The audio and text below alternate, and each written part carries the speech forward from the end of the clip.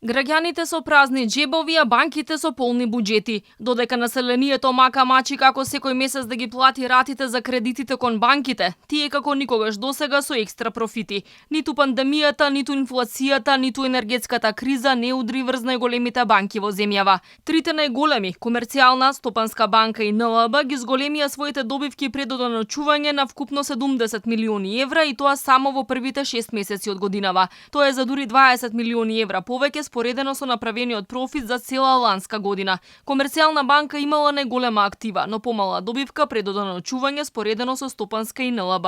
За 6 месеци најмногу заработила Стопанска банка 26,5 милиони евра. Оваа банка има и најголем раст на добивката од дури 6,7 милиони евра споредено со истиот период лани.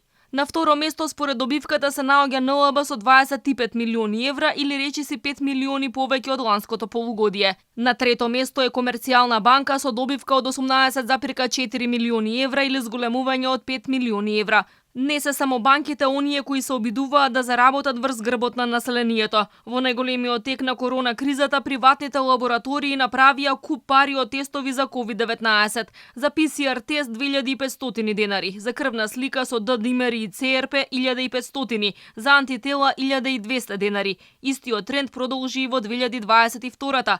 Редиците пред лабораториите беа огромни. Граѓаните за здравствени потреби таму оставија над 20 милиони евра. Најмногу од населението инкасирале Авицена, Биотек, Никоплаб и Синлаб, чија што вкупна нето добивка изнесува 7,8 милиони евра. 4 пати повеќе лани заработиле и нафтените компании. Вкупната добивка на златната тројка, Окта, Мак Петрол и Супертрейд за лани изнесува 45 милиони евра. Со висок профит работеле и на стартот на 2022-та. Во првите 3 месеци од годинава бруто добивката на Окта е 10 милиони евра, најмногу поради високите цени на нафтените деривати и големата побарувачка. Тоа е речиси двојно повеќе од истиот период лани.